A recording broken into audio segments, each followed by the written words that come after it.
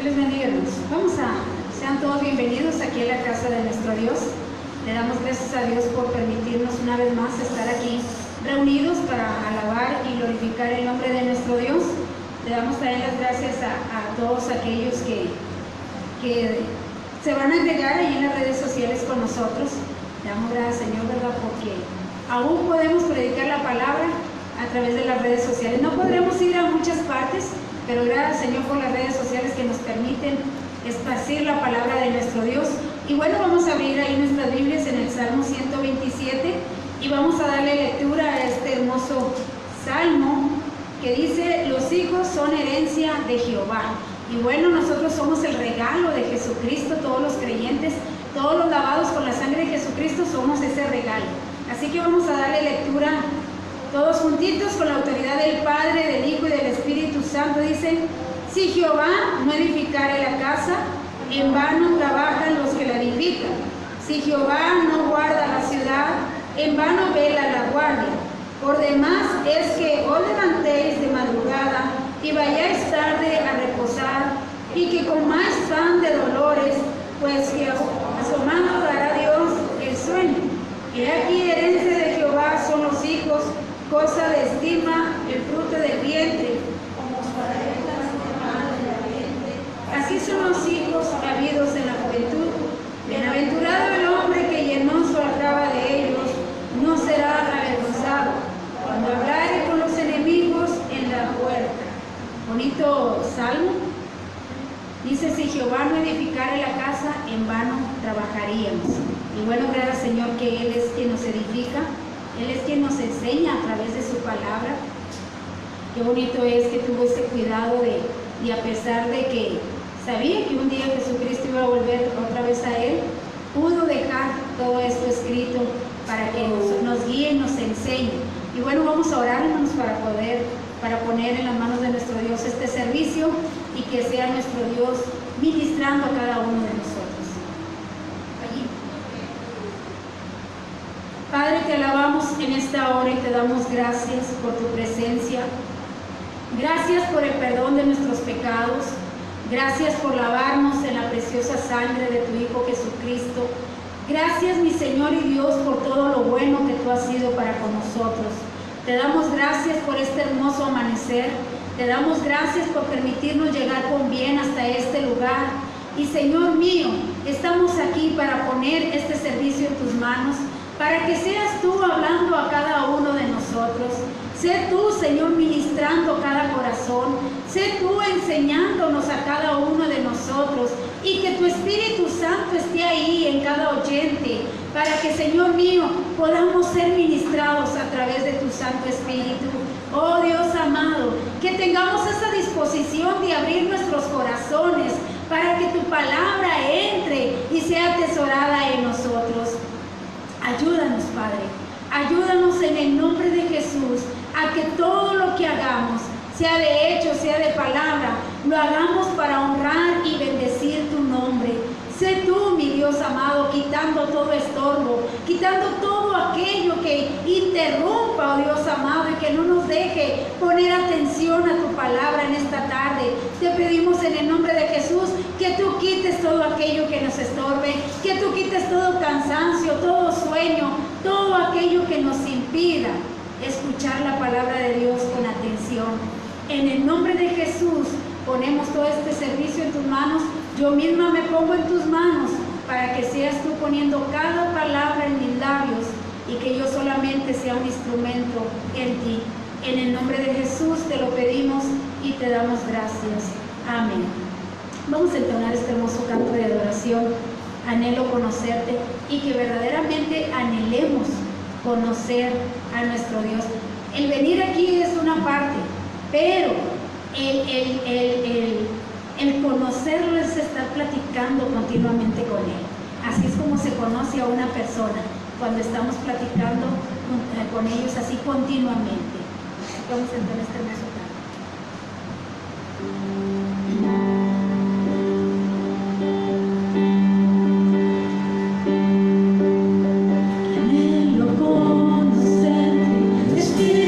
Santo,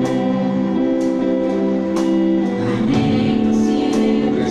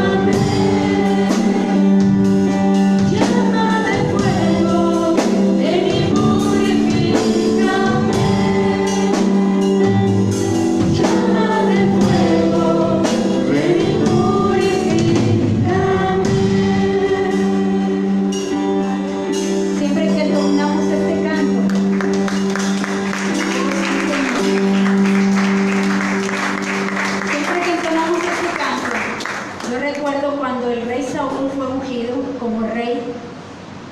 Y él baja a aquella colina y ve aquel grupo de profetas, todos profetizando ahí, llenos del Espíritu Santo, con ese fuego del Espíritu Santo. Y dice la Biblia que en aquel momento Saúl fue transformado, fue cambiado, cambió su semblante, cambió todo su ser, porque cuando verdaderamente nos acercamos al Espíritu Santo, cuando verdaderamente dejamos que Él tome todo el control de nuestra vida, créalo que usted va a cambiar. Usted no va a hacer nada diferente si usted le da el control a Él. Porque nosotros a veces nos alocamos, ¿verdad? Y perdemos el control, pero el Espíritu Santo no lo pierde. Así que Él espera que yo le ceda el lugar y le dé el control para que sea Él controlando y manejando mi vida, y va a creerlo, lo va a mirar que usted va a ser diferente, porque va a ser ungido con el Espíritu Santo.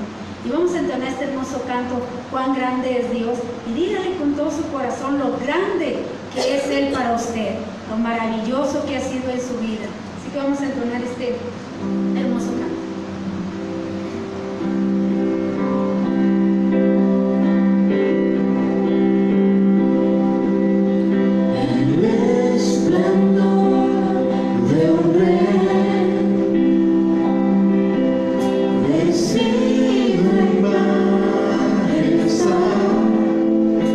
La tierra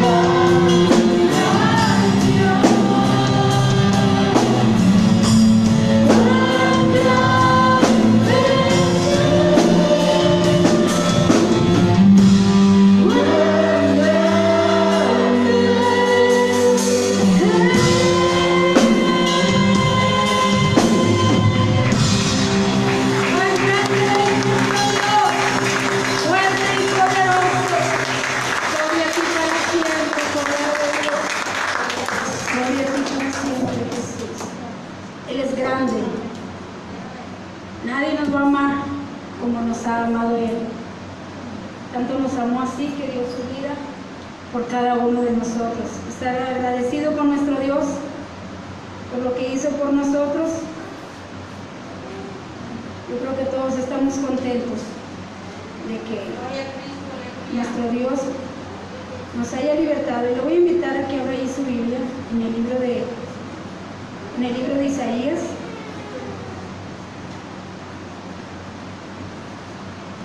En el libro de Isaías capítulo 1.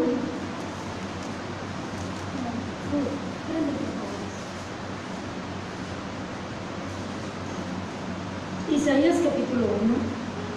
Y vamos a estar ahí viendo del 1 al 5.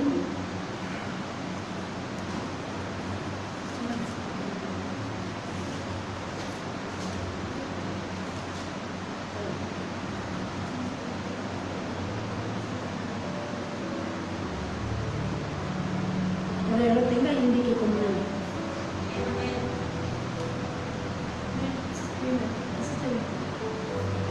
del 1 al 5, ahí Isaías capítulo 1, del 1 al 5. Vamos a darle lectura por la autoridad del Padre, del Hijo y del Espíritu Santo. Dice, todos juntitos: visión de Isaías, hijo de Amós, la cual vio acerca de Judá y Jerusalén en días de Usías, Acaz y Ezequías, rey de Judá. Oí cielos y escuchad tu tierra, porque habla Jehová: dejé hijos y los engrandecí, y ellos se rebelaron contra mí. El buey conoce a su dueño, y el asno el pesebre de su señor. Israel no entiende, mi pueblo no tiene conocimiento. Oh gente pecadora, pueblo cargado de maldad, generación de malignos, hijos depravados, dejaron a Jehová, provocaron a ira al Santo de Israel, se volvieron atrás.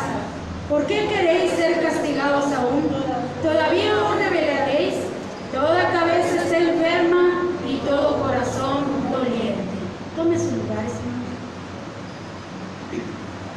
Está tremendo este libro de Isaías. Es el tema de hoy que nos ocupa, es Dios enfrenta a su pueblo, pero en realidad lo que Dios hizo o hizo en este libro es invitar a su pueblo al tribunal, a decirles el por qué iba a actuar de esa manera, el por qué les iba a acontecer lo que estaba por venir. Y vamos a ver primero cómo es que Isaías se le da esta visión y por qué le habla de esta manera al pueblo de Israel. ¿Qué estaba sucediendo en ese tiempo? Mire, déjeme decirle que el tiempo que estaba viviendo Isaías cuando dio esta profecía es el mismo que estamos viviendo el día de hoy, porque era el último tiempo, ya habían pasado 400 o 500 años del que el pueblo estaba en esa rebelión. Y Dios siempre tiene un límite para todas las cosas. Dios siempre tiene un tiempo para que procedamos al arrepentimiento. Así que cuando el profeta aquí da su palabra de parte de Dios, el pueblo estaba totalmente desenfrenado. Era el último tiempo, porque ya iban a ser llevados cautivos, pero antes de ser llevados cautivos, Dios les quería decir el por qué iba a permitir que se los llevaran cautivos. El por qué, fíjese bien, los iba a sacar de su tierra. Porque era una tierra que Dios les había dado, era una tierra que Dios le había prometido a Abraham, pero que Dios iba a permitir que los sacaran de esa tierra. Por decirlo así, Dios les iba a decir: sálganse de mi casa. Porque yo creo que todos los que tenemos casa, todos tenemos reglas en nuestra casa, ¿verdad que sí? Y nos gusta que se obedezcan nuestras reglas. Todos tenemos diferentes reglas. En mi casa, por decirlo así, mi papá no le gusta que estemos con el celular en la mesa, enemigo de eso, en mi casa. Pero en otras casas sí es válido que estén cada quien con su celular y comiendo. Entonces cada uno tiene sus reglas. Dios les había dado esa tierra, pero les había dado leyes, les había dado preceptos y les había dicho: si los cumples, yo te voy a bendecir y te voy a prosperar en todo lo que tú hagas. Pero el pueblo, al paso del tiempo, fue olvidando a Dios, o sacándolo de la escena, o sacándolo de su vida, y el pueblo empezó a vivir su vida a su manera. Así que estaban ya listos para ser llevados cautivos, pero dijo Dios: pero te voy a decir el por qué. Y los llama a un tribunal al pueblo de Israel para decirles el por qué iba a permitir que fueran sacados de su tierra, o vamos a ponerlo así, de su casa. Y una de esas es, dice: porque no cumpliste lo que te dije. Así que muy bien, hoy estamos viviendo el mismo tiempo, está lo mismo, el caos en el mundo está tremendo, gente sin piedad, gente sin corazón, por decirlo así, porque ya se matan a sangre fría, ya se roban y se hacen daño unos a otros sin que nada los detenga. Antes nos detenía el miedo, la vergüenza de ser descubiertos, no sé, pero algo nos detenía antes. Pero hoy nada, y por eso dice cargados de maldad, porque hoy no nos detiene nada para hacerle el mal a su prójimo. Aún gente cristiana haciéndole mal a otros y sin temor alguno. Así que Dios les hace un llamado aquí al pueblo de Israel, pero vamos a ver cómo empieza todo aquí. Vamos a ver por qué conocía Isaías para poderles haber dado esta profecía, porque esta profecía Isaías se la da a dos, son dos reinos ahí. Acuérdense que las 12 tribus se habían dividido y unas 10 tribus ya estaban cautivos allá en Asiria, ya se los habían llevado cautivos, pero quedaba la tribu de Judá y de Benjamín, que se habían unido los dos y era una sola tribu de Judá. Así que Isaías, el reino de Judá principalmente, que se encontraba al sur, era para el ministerio, era la profecía para Judá que estaba en el sur. Los del norte ya habían sido llevados cautivos. Ahora su profecía iba directamente al pueblo de Judá. Así que vamos a ver por qué Isaías, con toda autoridad, les da esta palabra al pueblo del sur, a Judá. Y dice aquí que Isaías era hijo de Amós, como lo vemos aquí. El nombre de Isaías, fíjese lo que significa. Significa el Señor es salvación. Algo que había olvidado el pueblo de Israel. Algo que muchas veces la iglesia de Cristo se olvida, que Dios es salvador. Dios no es alguien que tiene que estar ahí y a la hora que a mí se me antoje Él me tiene que escuchar, y a la hora que yo quiero Él me tiene que sanar, y a la hora que yo quiero Él me tiene que dar. Así tenemos a Dios el día de hoy. Pero Dios lo que realmente significa es salvación. Nos quiere salvar. Él quería salvar a su pueblo de la esclavitud, porque iban a ser llevados esclavos, iban a pasar 70 años. Si se arrepentían, ellos iban a volver nuevamente a la tierra. Así que Dios les da esta exhortación como una advertencia, como que mira lo que voy a hacer.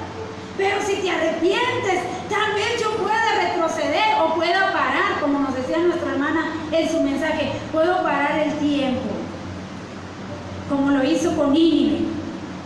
Se arrepintieron, paró el tiempo, pero 100 años después Nínive fue destruida, porque se les olvidó. Volvieron otra vez a lo que Dios, por lo cual Dios los iba a destruir, lo volvieron a hacer. Y fue destruida, y en Nahum se encuentra, donde Nínive fue destruida. Así que Dios puede parar la sentencia, porque es misericordioso y dice que da tiempo para que reflexionemos. Y tal vez esto es una reflexión como que para el pueblo y le dice: reflexiona lo que estás haciendo. Te voy a decir el por qué voy a permitir eso. Te voy a decir cómo es tu condición delante de mí, porque tal vez a tus ojos tú estás muy bien, pero delante de mí, no. Tu corazón no ligado con lo que haces. Tu corazón, como vamos a decir ahorita, tu corazón no está ligado con lo que estás cantando. Mi corazón entona esta canción, tal vez nomás lo estás haciendo de aquí hacia afuera, pero en realidad tu corazón no está diciendo eso. Así que Isaías tenía, como quien dice, entrada hacia los reyes, porque Isaías era de clase media, era de buena posición, por decirlo así. Parece ser que era primo de uno de los reyes, no está confirmado, pero se dice que tal vez era primo de uno de los reyes. Su papá podía entrar y salir ahí en los palacios, era amigo de los reyes, así que estaba en una muy buena posición, por decirlo así, económicamente. Isaías, como lo estaba el apóstol Pablo, en una muy buena economía.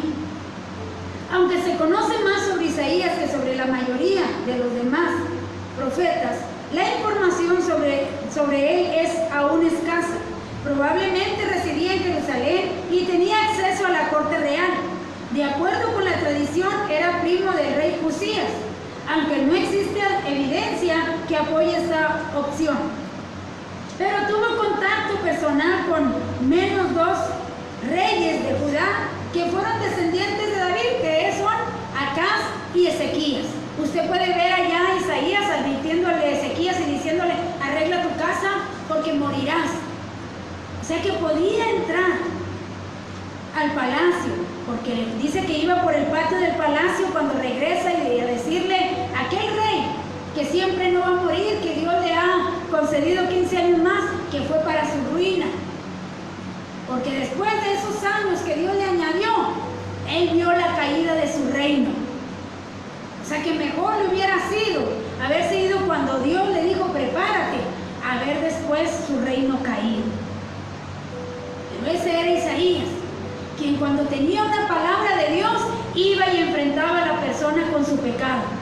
Eso es lo que tenían los profetas, y por eso los aborrecían, porque iba y les enfrentaba y le decía: estás en este pecado y es momento de que te arrepientas. Pero el hombre o el ser humano, en lugar de arrepentirse, se enoja contra la persona y quiere hacerle daño a la persona cuando lo enfrenta con su pecado. Pero es deber de todo oyente, de todo creyente, o de todo pastor, o de todo profeta, enfrentar al ser humano con su pecado, no para condenarlo, para darle la oportunidad de que se arrepiente y se ponga a cuentas con Dios. Para eso es que Dios actúa, no es para otra cosa.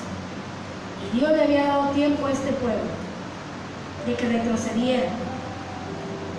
Dice que Isaías estaba casado, allá usted lo puede ver allá en Isaías 8, versículo 3, ahí le dejo la cita.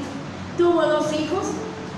Se desconoce el año de su muerte, pero es posible que ocurrió después de la muerte de Ezequías en el 686 a.C., durante el reinado de Manasés, porque Isaías escribió una biografía de Ezequías, como podemos ver en 2 de Crónicas 32:32. La muerte de Isaías habría ocurrido después de la muerte de Sennacherib, rey de Asiria, como puede deducirse en Isaías 37:38. La muerte de Sennacherib tuvo lugar en el año 681 a.C., considerando que el ministerio del profeta comenzó en algún momento durante el reinado de Usías, que reinó entre el 790 y el 739 a.C. Isaías profetizó por 58 años. Qué bonito, ¿verdad? Por 58 años estuvo profetizando al pueblo de Israel, estuvo profetizando a los reyes, y podemos ver que este libro, uno le llaman el Evangelio de Isaías, otros le llaman Isaías el Mesías, Jesucristo, porque nos habla del Mesías, otros le llaman a este libro Isaías el libro milenial, porque se enfoca mucho en el milenio. Pero 58 años estuvo profetizando y no se sabe cuándo él murió, pero se dice, según aquí dice, Justino escribió que el profeta murió aserrado. Murió aserrado. Se podría confirmar o podríamos decir que es verdad, porque ya en Hebreos 11:37 dice, donde dice, y otros murieron aserrados, o sea, cortados en pedazos, simplemente por predicar la palabra de Dios, simplemente por enfrentar al ser humano con su pecado. Ese fue su delito y por el cual le dieron muerte, lo torturaron y luego le aserraron y murió, según se dice en la historia. Y como le digo, como allí en Hebreos 11:37 así lo dice, que otros murieron aserrados. Pero el propósito del libro, el propósito principal del profeta Isaías, al escribir esta obra, fue recordar a sus lectores la relación especial, fíjese bien, que tenía con Dios como miembro de la nación de Israel, que era la comunidad del pacto. Como los demás profetas cuyos escritos estaban incluidos en la Biblia, Isaías conocía el pacto que Dios había hecho con Abraham para su descendencia. Isaías le estaba recordando, acuérdate de la relación que tenías con Dios. Acuérdate cómo fue al principio cuando tú entraste a la tierra prometida, o cuando tú viste el pacto, porque conocían el pacto que Dios había hecho con Abraham, allá en Génesis capítulo 12, Génesis capítulo 15 y Génesis capítulo 17. Dios le recuerda una y otra vez a Abraham el pacto que haría con su generación, con sus descendientes, hablando del pueblo de Israel. Y les prometió a Israel que gozaría de una relación especial con él, que poseería la tierra de Canaán y que sería de bendición para otros. El pueblo empezó su caminar con esa promesa de que iban a tener, dice, yo seré tu padre y tú serás mi hijo. Le está hablando de una relación muy, muy estrecha, mi hermano. Yo pienso que todos tenemos una muy bonita relación o un estrecho así de padre e hijo. No importa en que a veces nos molestemos, no importa en que a veces reneguemos, pero el amor de padre e hijo nunca deja de ser. Siempre está ahí. A pesar de que el pueblo de Israel era rebelde, Dios siempre lo amó y lo sigue amando hasta el día de hoy. Nos sigue amando a cada uno de nosotros. Dice, su amor nunca dejará de ser, porque nos ama. Y Dios amaba al pueblo de Israel, y a Isaías le dolía porque él conocía la relación que Dios tenía con el pueblo de Israel y la profecía que les iba a declarar. Isaías también conocía el pacto mosaico dado a Israel en los tiempos de Éxodo de Egipto y repetido por Moisés a la generación de los israelitas cuando estos estaban por entrar a Palestina. En el libro de Deuteronomio, Dios, por medio de Moisés, había prometido al pueblo que como miembros de la comunidad del pacto disfrutarían de sus bendiciones si vivían de acuerdo al pacto con Moisés. Y usted puede ver allá Deuteronomio 28, del 1 al 14, donde le dice, si tú atendieres a mi voz, si tú oyes mi voz, fíjese bien, si la oyes, si le prestas atención, pero no nomás es de oír, dice, y la pones en práctica, todas estas bendiciones te seguirán. Porque hoy en día el cristianismo cree que con nomás venir a oír ya tiene derecho a todas las bendiciones. Pero todo premio o todo testamento, por decirlo así, porque este es el Antiguo Testamento, tiene cláusulas. Lo hemos dicho una y otra vez. Para que usted reclame un beneficio, usted tiene que cumplir las cláusulas, tiene que cumplir las condiciones. Y en Deuteronomio 28 dice, si las pones en práctica, todas estas bendiciones serán para ti. Yo seré tu sanador. Yo bendeciré tu entrar y tu salir. Vendrán tus enemigos hacia ti, pero no te tocarán. Saldrán huyendo. hacia ti y por 7 huirán. Bonitas promesas, pero la promesa era, para que Dios la cumpla, yo tengo que cumplir con mi parte, y es si lo pones en práctica. O sea, si lo haces un vivir en tu vida, si lo haces parte de ti, los mandamientos de Dios. Si tú los pones en práctica, tú tienes derecho a reclamar las bendiciones de Dios. Por eso Dios les está haciendo un llamado a la corte, al pueblo de Israel, porque reclamaban sus beneficios, pero Dios les iba a decir el por qué no podía cumplirse, o Él no podía cumplir con lo que Él había dicho. Y dice aquí, seguimos, pero también les advirtió que si no obedecían sus mandamientos, experimentarían las maldiciones específicas en el pacto. Ahí se encuentra Deuteronomio 28, fíjense bien hasta dónde, del 15 al 68. Son malas maldiciones que vienen por la desobediencia. ¿Para qué es todo esto? Para que no digamos que Dios es injusto, porque muchas veces tenemos la osadía de decirle a Dios, ¿por qué eres tan injusto? ¿Por qué me está pasando esto? ¿Por qué estás permitiendo esto? ¿Por qué Dios permitió esto? Mejor preguntémonos por qué. ¿Qué hice para que me esté pasando esto? ¿Qué fue lo que hice para que llegara esto a mí? Y créame que si cambiamos esa mentalidad, usted va a corregir muchas cosas y las bendiciones de Dios le van a llegar. Le van a llegar a usted. Sin reclamarlas, le llegan. Porque si algo tiene Dios, es que cumple su palabra. Así que cuando nosotros le vayamos a reclamar a Dios, ¿por qué hiciste esto? Mejor diga, ¿qué hice para que me pasara esto? Y usted va a caminar más bonito. Vamos a caminar más bonito en este caminar. Sin embargo, a causa del pacto de Abraham, en el cual Dios prometió bendiciones a Israel y al mundo, Moisés pudo afirmar que incluso después de que el pueblo hubiera sido exiliado, el Señor algún día les traería de regreso a la tierra para formar parte de su reino. Porque allí en Deuteronomio 28, entre las maldiciones, le dice, si tú desobedeces, te voy a esparcir entre las naciones.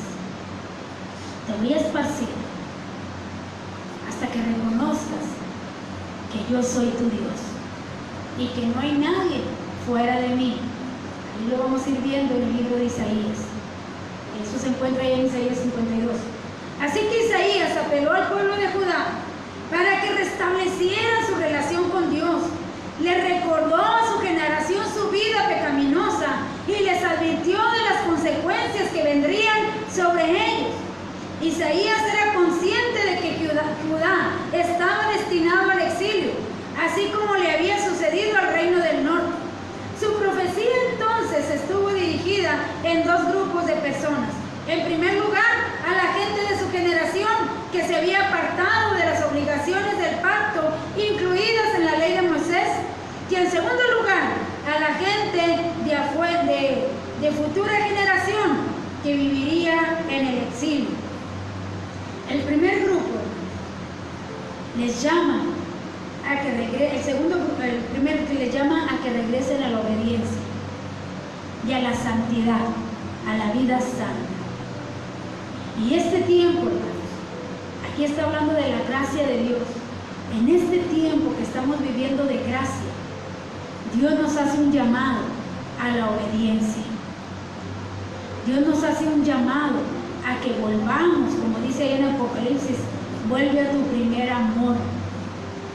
Vuelve a ponerme en primer lugar sobre todas las cosas.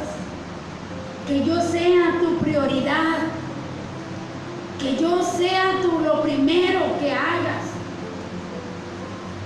Que yo sea tu despertar y tu acostar. Que yo sea tu salir y tu entrar. Ponme en primer lugar. Poníamos ahí en Facebook de esas frases que ahora pueden poner ahí un post, ¿se llama? Donde dice, si tú eres de los que llegas tarde a la iglesia y eres los primeros en salir corriendo y eres de los que no leen la Biblia porque no tienen tiempo y eres de los que no oran porque terminaste muy cansado, déjame decirte que Dios no es tu prioridad. No lo tienes en primer lugar. Primero es lo tuyo y luego, si me queda tiempo, me anoto para ir al culto. Usted no tiene en primer lugar a Dios. Y ese era el llamado que le estaba haciendo Isaías al pueblo. Vuelve a la obediencia antes de que llegue el juicio de Dios sobre tu vida. Antes de que seas llevado cautivo. Antes de que venga lo que está escrito para el desobediente. Y hoy podrá decir la iglesia, no estamos en la ley, mi hermana, para que esto nos pase. Y por eso la iglesia, como está en la gracia, piensa que no le va a pasar nada. Pero hay un texto que no me dio tiempo de buscarlo, pero dice que la ley es para él desobediente. Así que no me diga que no está en la ley. Cuando usted muere a su carne, cuando usted muere a lo que es usted, entonces la ley ya no tiene potestad sobre usted, porque no se puede juzgar a un muerto, no se le puede condenar a un muerto, y usted resucita para Cristo y entonces ya la ley ya no tiene potestad sobre usted. ¿Por qué murió? Así dicen en Romanos capítulo 7. Para que se rompa un pacto, uno de los dos tiene que morir. Y si yo muero, hablando del nuevo nacimiento, si yo pongo a Cristo en primer lugar sobre mi vida, si yo pongo a Dios en primer lugar antes de mis proyectos, antes de mis salidas, antes de mis quehaceres, entonces la ley no tiene sobre mí poder, porque Cristo pagó por mí. Mientras usted viva en la carne, de ahí va a recibir condenación. Así que Dios le está haciendo un llamado al pueblo de Israel a que vuelvan a la obediencia, a que vuelvan como al principio, allá en el desierto, cuando se les dijo cómo hacer todas las cosas, cuando se les dio el tabernáculo, para que tuvieran esa intimidad con Dios, para que tuvieran esos encuentros con Dios. Que el pueblo con el tiempo abandonó el templo, abandonó la lectura. Y Dios le está haciendo un llamado al pueblo. Vuelve a la obediencia. Antes de que seas llevado cautivo, recordemos, ya una parte ya había sido llevada cautiva. Al segundo grupo lo consoló con la certeza de que Dios le restauraría a su tierra y establecería un reino de paz y de prosperidad. Y aquí en el capítulo 1, Dios les da la primera acusación, el por qué va a permitir Dios que sean llevados cautivos, porque Dios no actúa, hermanos, sin una razón. Dios no actúa nomás porque a Él se le antoja castigar al ser humano, o nomás porque Él tiene ganas de destruir algo, o para demostrar que Él tiene poder para hacer las cosas. Dios no actúa de esa manera. Así que el tema de este capítulo, considerando en su totalidad, o sea, todo lo que es el capítulo 1, es la acusación de Dios contra la nación de Israel. Este capítulo es el llamado solemne de Dios al universo para que se presente en la sala del tribunal para escuchar la acusación de Dios contra el pueblo de Israel, que Israel significa el pueblo de Dios, y ahí vamos usted y yo. Los llama y les dice: ven, te voy a decir el por qué te voy a acusar, y te voy a decir cuál es tu castigo, porque está escrito en el Pentateuco, porque ellos tienen la ley. Ahí está escrito en Deuteronomio 28, y te dije lo que te iba a suceder si tú desobedecías mis mandamientos, si tú dejabas de practicarlos, si tú me abandonabas. Y como no entendiste, te puse jueces y no entendiste. Te puse profetas y mejor los mataste. Te voy a decir cuál es el castigo. Y llama por testigos al cielo y a la tierra. Porque para una acusación hay que tener 2 testigos.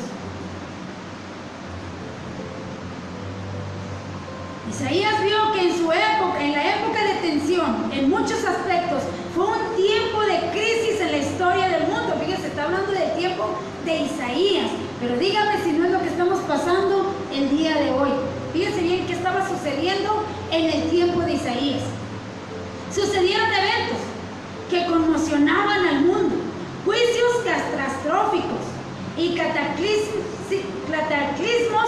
tuvieron lugar y hubo agitación en el orden social. En el norte surgió una nueva nación que se encaminaba hacia la dominación mundial. Asiria, el imperio más brutal, que como nunca antes lanzó sus ejércitos al campo de batalla, marchaba decididamente para lograr la conquista del mundo. El reino del norte de Israel ya había sido conquistado y se encontraba cautivo por los asirios.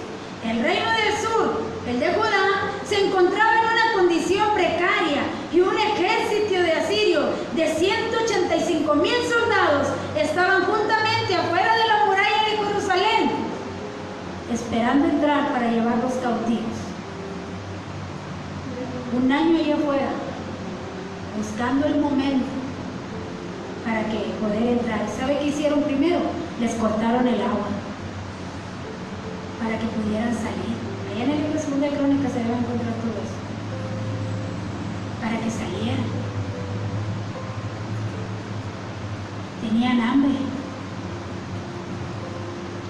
porque así los asirios lo que querían era conquistar el mundo. Ya había catastróficos, había terremotos, había lluvias, había un desastre. Y todos se preguntaban ¿por qué? ¿Por qué? ¿Por qué está sucediendo esto? ¿Por qué tanta guerra? ¿Por qué vienen contra nosotros, hijo de Dios? ¿Por qué? Te voy a decir por qué. No es porque yo quiera destruirlo todo. Es porque el ser humano con su desobediencia está destruyendo todo. Matándose entre ellos mismos. Les dice, vénganse. Me acuerdo mucho del hermano Jesús ahí, de Isaías 1:18, ven, vamos a ponernos a cuentas, y me dice si soy injusto, porque nuestro dicho, muy dicho, aquí en México es, sobre aviso, no hay engaño. Ellos tenían la ley, y sabían lo que sucedería con la desobediencia. Nosotros tenemos este libro y sabemos lo que va a pasar si desobedecemos. Así que Dios no es injusto. Dios es veraz. Dice la Biblia que Dios es veraz y todo hombre mentiroso. Pero Dios habla verdad y nos está haciendo un llamado en este tiempo a que volvamos a obedecerle, a ponerle en primer lugar sobre todas las cosas, a ponerlo en primer lugar en nuestras vidas. Se le dijo al pueblo de Israel, pero hoy nos lo está diciendo a nosotros. Hazme tu prioridad, que yo sea el primero en ti, porque viene alguien que quiere conquistar el mundo. Y si no vienes a la obediencia a mí, tú vas a ir en la fila. Vas a ir ahí. Así que este tiempo que nos está dando de gracia, hermanos, no crea que ya no pasó nada. No, ya no pasó nada. Todos estamos volviendo a la normalidad. No se confíe. No se confíe, porque dice, cuando menos lo pienses, cuando digan paz y seguridad, dice, les voy a avisar para destruirlos. Así dice, se les va a avisar para destruirlos. Les voy a dar un tiempo para destruirlos. ¿Qué dice? Destrucción repentina. Ya no te voy a avisar. Ya no te voy a avisar. Lo voy a hacer. Eso es lo que está diciendo Dios. Ya no te voy a avisar, lo voy a hacer.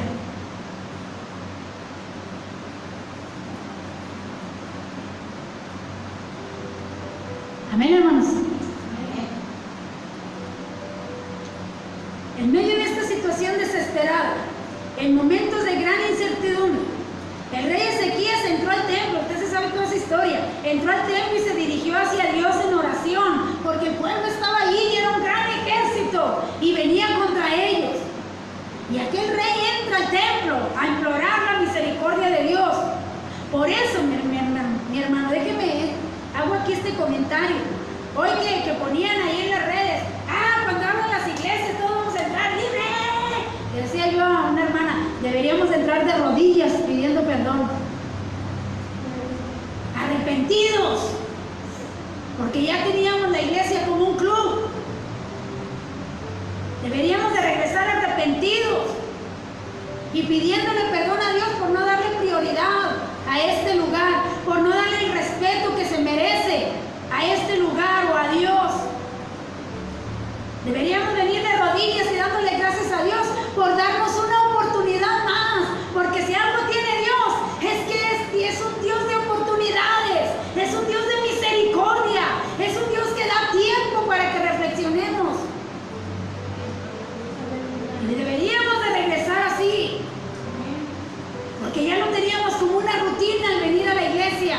¿Qué fue lo que nos incomodó? La rutina, nos rompieron la rutina. Dice que es más la costumbre.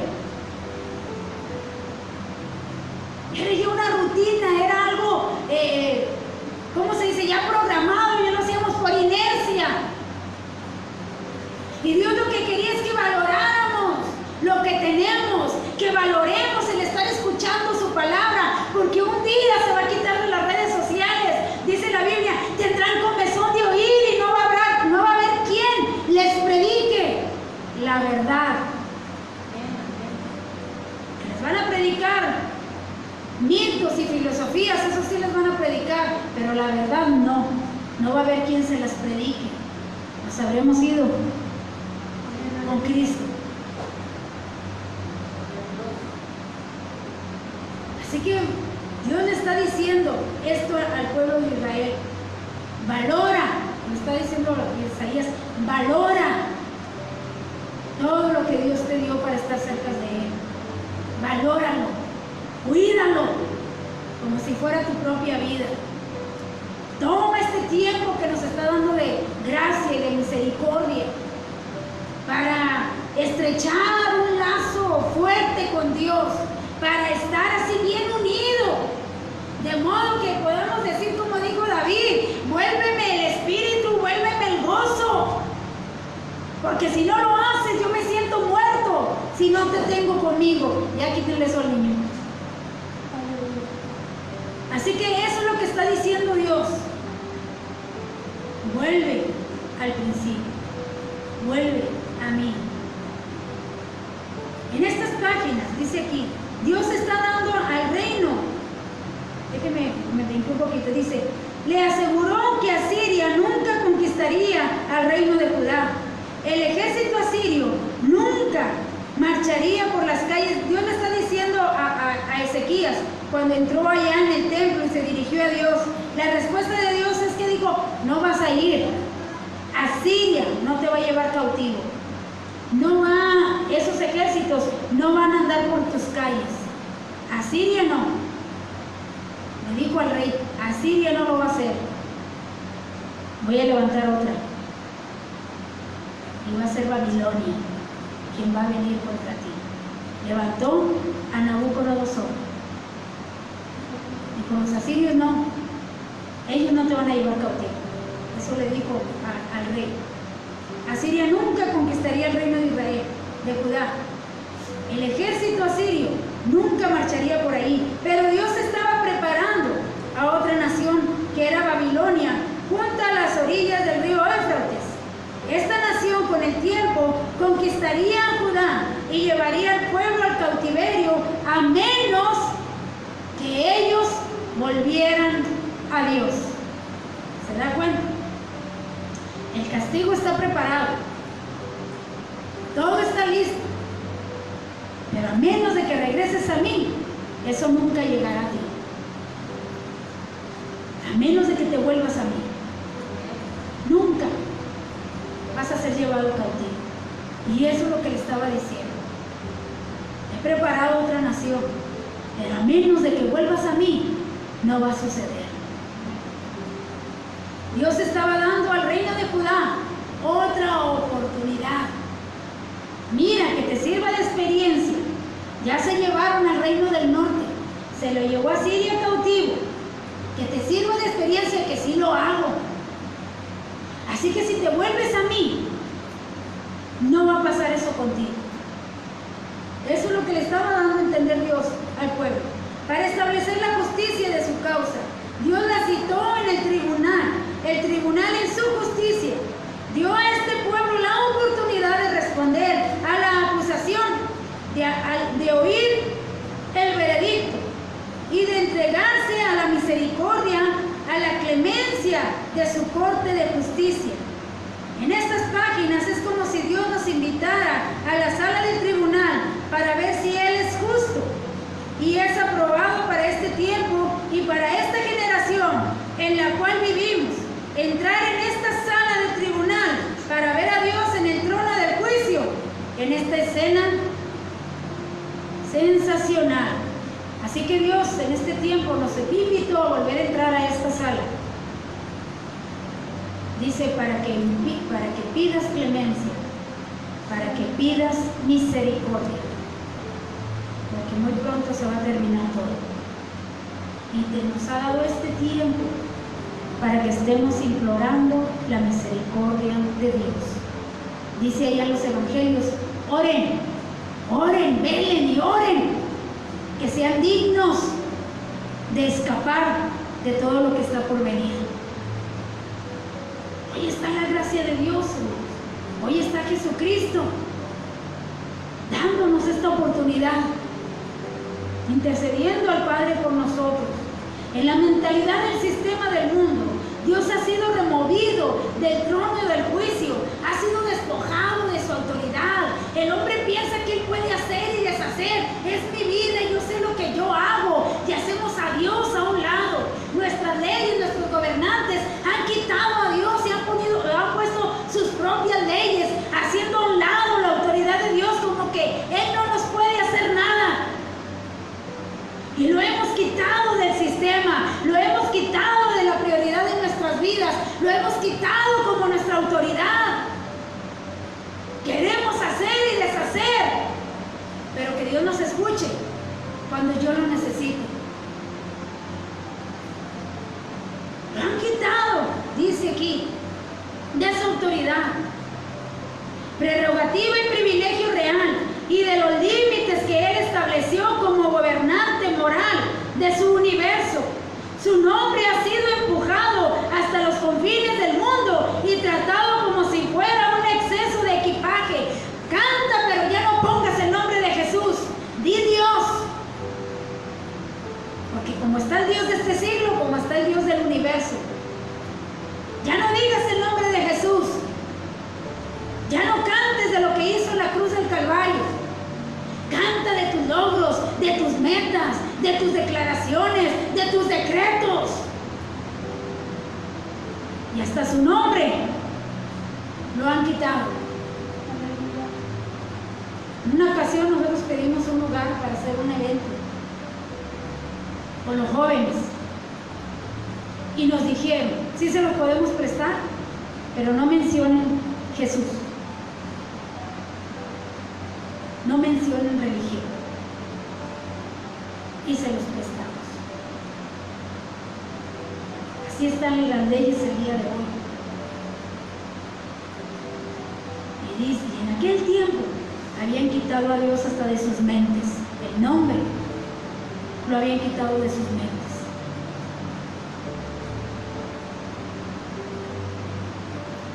Salió una época de muchos cambios. muy bonitos, pero sin el nombre de Jesús. O sí ponen el nombre de Jesús, pero hasta parece que se lo está cantando a un novio, a una pareja. Pero no como iban en nuestros tiempos del principio. Pero hay que aclarar que esta es una imagen blasfema de Dios. Él es aún el gobernante moral en su universo. Dios aún se encuentra en el trono de justicia. Él no ha abdicado de su trono y Él castiga el pecado. Él castiga el pecado. Israel se había hecho dioses que no eran el verdadero Dios. El profeta Isaías registró los principios bajos, los cuales Dios juzga a las naciones. Dios levanta a las naciones, las hace surgir y los abate. Los reinos de este mundo permanecen en la actualidad a Satanás, pero Dios domina y prevalece sobre ellos. Y a veces, a través de la historia, Dios ha permitido que surjan grandes naciones y ha permitido también que Satanás las utilizara. Pero cuando llega un determinado momento en los planes de Dios para que ciertas naciones desaparezcan de la escena, Él las remueve. O sea, Dios sigue siendo Dios y dueño de todo. El diablo no actúa si no tiene el permiso de Dios. A pesar del poder de Satanás, incluso el propio pueblo de Dios, los judíos son un testimonio del hecho de que dirigen los asuntos de las naciones del mundo. Hay una expresión perteneciente a la canción de Moisés que dice allá en Éxodo 15:3, donde dice: el Señor es un guerrero y Dios, mi hermano, Dios es de guerra y Dios va a ir guerreando y guerreando y guerreando y guerreando hasta terminar con el enemigo. Dios no va a retroceder, Dios no va a cambiar. Todo está escrito y todo está dicho. El que tiene que cambiar, ¿quién es? Soy yo. Yo soy el que tiene que cambiar. Nadie más. Dios va a seguir hacia adelante, hacia adelante. Él es ciertamente, dice Él, y Él ciertamente lo es, y no contemporea o no contemporiza con el pecado. Dios no aceptará la bandera blanca de la rendición. Él continúa avanzando con una furia directamente dirigida hacia su objetivo. Desciende, decidida e infalible e inflexible, y habría esperanza hoy para el hombre si él puede decir, como dijo Isaías en el 6:1: vi al Señor sentado sobre su trono, alto y sublime. Y si yo sé que Dios es juicio, y si yo sé que Dios es sentencia, mi hermano, yo debería de entrar a su trono, pero de rodillas y pidiendo misericordia, pidiendo clemencia, porque todo está determinado. Y este tiempo, mi hermano, este tiempo que Dios nos ha dado, usémoslo, aprovechémoslo para estar pidiendo misericordia, para estar pidiendo perdón si en algo hemos pecado, si hay pecados ocultos que a veces ni yo me doy cuenta que ahí están. Aún, dice el salmista, de los pecados que me son ocultos, perdóname. Si hablé algo y para ti fue ofensivo, perdóname. Si miré algo y para ti no era agradable de la manera en que lo vi, perdóname.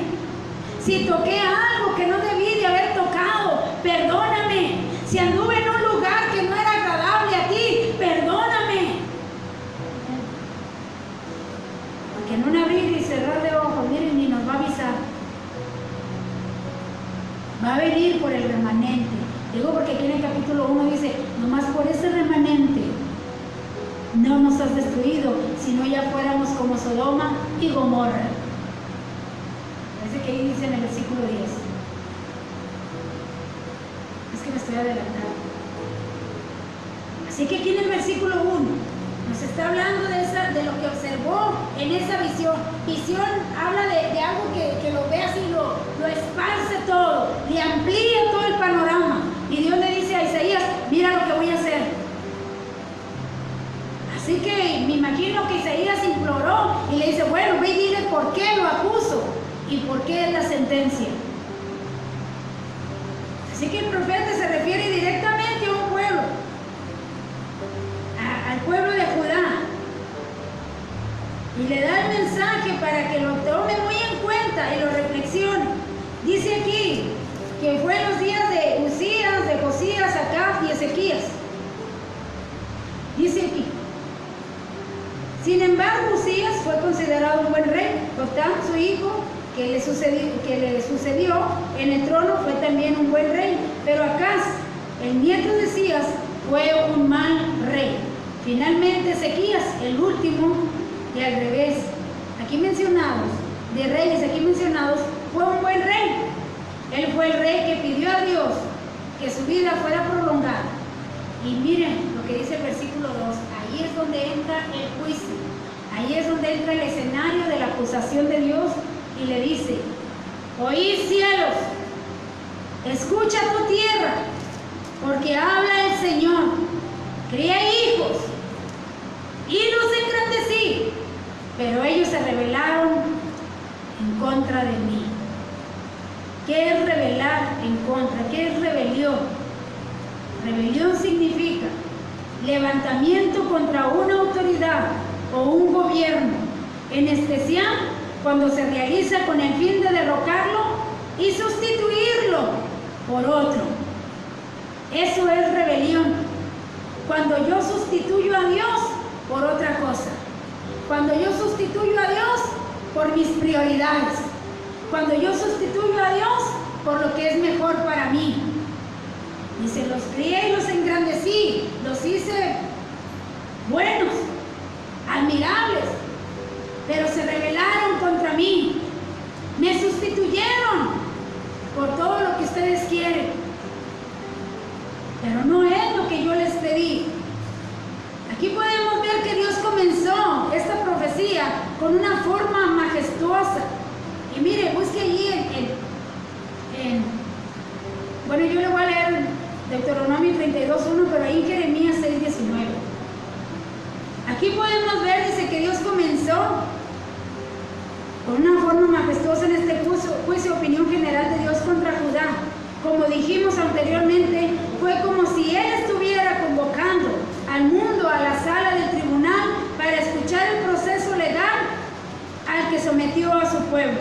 Dios no hace nada en un rincón o en la oscuridad. Este lenguaje es entrañadamente familiar a la forma en que comenzó allá en Deuteronomio 32:1 dice, escuchad cielos y hablaré, oiga la tierra los dichos de mi boca, o sea, los llama como testigos. Ahí en Jeremías 6:19 dice, oye tierra, he aquí yo traigo mal sobre este pueblo, el fruto de sus pensamientos, porque no escucharon mis palabras y aborrecieron mi ley. Versículo 9. Como hijos de Dios, ellos se habían rebelado contra la ley que Él había entregado a Moisés. ¿Por qué era el juicio? ¿Y por qué era la sentencia? Porque habían abandonado la ley. Habían abandonado el reglamento que Dios les había dado para poder estar viviendo allí en la tierra que les había prometido. Por esa causa iban a ser sacados de ahí. En este momento de nuestro relato, después de 500 años, dijo Dios, crié hijos y se rebelaron contra mí. Él estaba dispuesto a quitarles de la tierra que les había entregado y enviarlos al cautiverio. Cuando Dios comenzó, colocó a la nación de Israel en la tierra después de haberlos sacado de la tierra de Egipto, estableció las condiciones bajo las cuales entregaba esa heredad en la tierra prometida. Y en el pasaje que hemos leído en Deuteronomio, Él estaba llamando a las inteligencias creadas de los cielos, vengan y sean testigos. ¿Por qué a la tierra, hermanos? Porque en las leyes, que no nomás son los 10 mandamientos, son 613 leyes. Y en una de las leyes les dijo: 6 años trabajarás la tierra, pero el 7º año no la trabajarás, la dejarás descansar. Y harás fiesta, y traerás al extranjero y a todos, y los harás comer de ese fruto que va a dar la tierra. Cuando tú no la labres, cuando tú no la trabajes, tú vas a repartir todo ese fruto. Y van a comer ahí, no es para llevar, es para que vengan y coman allí y hagan fiesta de la cosecha. ¿Qué pasó? ¿Qué hizo el pueblo de Israel? Pues como estaba muy buena la cosecha, en el 7º año era la que Dios daba. Usted sabe que cuando Dios da en abundancia. Pues como el hombre es codicioso, dijeron: no, ¿saben qué? Vamos a seguir vendiendo este fruto. Vamos a seguir con nuestro trabajo. No, que no pare la labor. Sigamos trabajándola. Así lo hicieron durante 490 años, sin dejar descansar la tierra.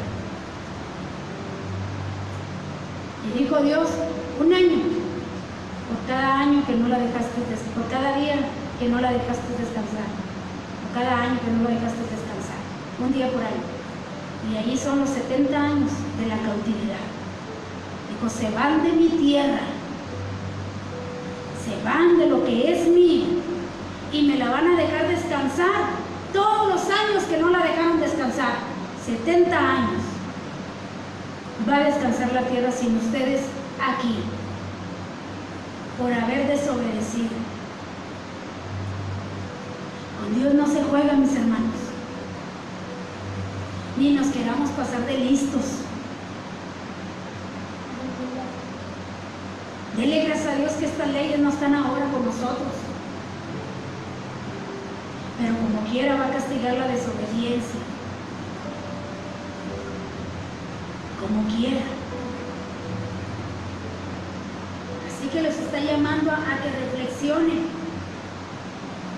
Así que, como dice en este momento de nuestro relato, después de 500 años, Dios dijo esto, dice: Él estaba dispuesto a quitarles de la tierra que les había entregado y enviarlos al cautiverio. La condición bajo la cual se les había permitido habitar en aquella tierra era la obediencia. ¿Quiere la tierra prometida, mi hermano? ¿Quiere la nueva Jerusalén? La condición es la obediencia. Es todo. La obediencia es todo lo que Dios pide. 6 días te regalo, pero dame 1. Todo para mí. No 1 hora, 2 horas. Todo para mí, que es lo que hace el pueblo de Israel. Todo un día se lo dedican a Dios, leyendo, meditando en su palabra, cantando sus cantos. Es el día de reposo, para que me entiendan. Cantando sus cantos. Dice: en mi día, dice ya en Isaías, en mi día no harás tus labores, no saldrás a tus paseos, no irás a hacer nada, meditarás, estarás conmigo ese día. Nos pide mucho. No. Pero hasta ese día lo agarramos para nuestros quehaceres y para nuestras cosas. ¿Qué era lo que decía la ley para el hijo desobediente, hermano? Vaya conmigo allá en Deuteronomio, capítulo 21. Mire, dele gracias a Dios que no estamos en la ley. Mire el castigo para el hijo rebelde. Y Dios le estaba diciendo al pueblo de Israel: tú eres mi hijo y tú estás bajo mis leyes. Y mira, esto es lo que te toca. Esto es lo que se debe de hacer con un hijo rebelde. Y tú eres, dice, crié hijos. O sea, le está diciendo: eres mi hijo. Y mira lo que dice la ley para un hijo rebelde.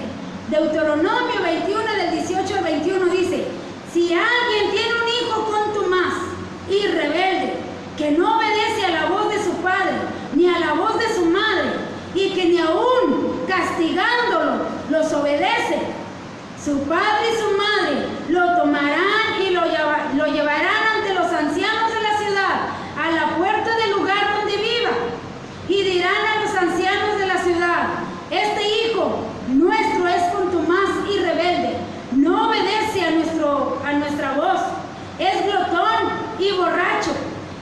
Entonces todos los hombres de su ciudad lo apedrearán y morirá. Así estrisparás el mal del medio de ti. Cuando todo Israel lo sepa, temerá. ¿Qué se merecía el pueblo de Israel? La muerte. Porque la paga del pecado es muerte. Si usted deja de escuchar la voz de Dios y seguimos, me voy a acomodar, en desobediencia o desobedeciéndole, dice, te mereces la muerte. Pero, ¿por qué creen que se sorprendieron cuando Jesús les dio, hermanos? Ellos sabían la ley, el pueblo de Dios sabía la ley. ¿Por qué creen que se sorprendieron cuando Jesús les cuenta la parábola del hijo pródigo? Porque ahí el hijo pródigo se merecía la muerte, pero en lugar de castigarle, ¿qué fue lo que sucedió con el hijo pródigo? Mataron un becerro e hicieron fiesta porque volvió arrepentido. ¿Está entendiendo? Es lo que dice allá en Lucas capítulo 15. Cuando la multitud escuchó que Cristo, al contar la parábola del hijo pródigo, quedó muda de asombro cuando él dijo que su padre ordenó a sus siervos que mataran el ternero más gordo para celebrar un banquete en vez de matar al hijo. Cristo murió por usted y por mí. Si usted vuelve al arrepentimiento, ¿qué es arrepentimiento? Si usted cambia de mentalidad, si cambia de actitud, si cambia de conducta, dice Dios, mi hijo va a morir por ti y va a pagar el precio y tú entrarás a las bodas del Cordero. Tú entrarás conmigo a la boda, porque se hizo un gran banquete y se le vistió como hijo y se le puso el anillo de autoridad. Esa es la gracia. Esa es la misericordia que Dios tiene el día de hoy para con nosotros. Y eso es lo que le estaba diciendo al pueblo de Israel. Esta es tu sentencia. Pero si te arrepientes, si te humillas, si mi pueblo se humillare y clamare a mí y se convirtiere,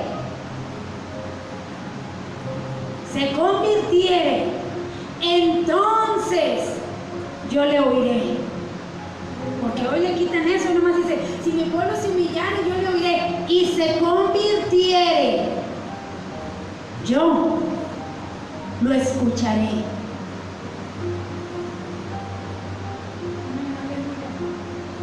Cristo está listo para perdonar toda indiferencia. Hoy aún está esa misericordia. Hoy aún está aquí. Cuando el hijo pródigo llegó a su hogar, le pidió perdón a su padre, e incluso antes de terminar su confesión, su padre le estrechó en sus brazos, le besó y le perdonó. Así que en vez de azotes o otro castigo peor, el hijo fue agasajado con una gran fiesta. Es que Dios no solo es justo, sino también compasivo, misericordioso, pero la rebelión de un hijo es un asunto grave y la Biblia tiene mucho que decir al respecto. Y hasta aquí se lo voy a dejar porque sigue. Lo voy a dejar aquí con la parábola del hijo pródigo. Aún es tiempo, estamos en el tiempo de gracia, donde yo puedo pedir perdón, donde yo me tengo que convertir, me tengo que ser hecho hijo de Dios, un verdadero hijo, no solo de palabras, porque el mismo Isaías dice, este pueblo de labios me honra, pero su corazón está muy lejos de mí, su corazón está en sus deberes, su corazón está en sus proyectos, su corazón está en sus paseos, su corazón está en todas partes, pero yo no estoy ahí. Pero hoy nos dice, reflexiona y vuelve a mi obediencia, vuelve a mí. Ya di un cordero por ti. En lugar de que la sentencia es la muerte, hay una oportunidad, hay vida. Hay alguien que pagó por ti en la cruz del Calvario. muerto y yo di mi vida por ti.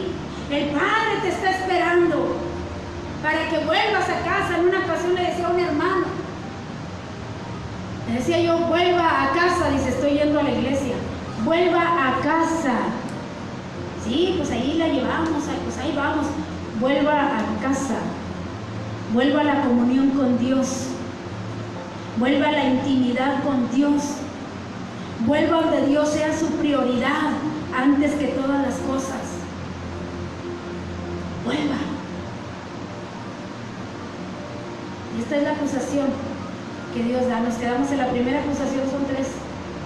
Nos quedamos en la primera acusación, el por qué el pueblo iba a ser llevado cautivo. Así que reflexionemos sobre este mensaje. Y si estamos bien con Dios, démosle gloria a Dios y démosle gracias. Y sigamos así, en la comunión con nuestro Padre. Ya queda poco para entrar a la fiesta.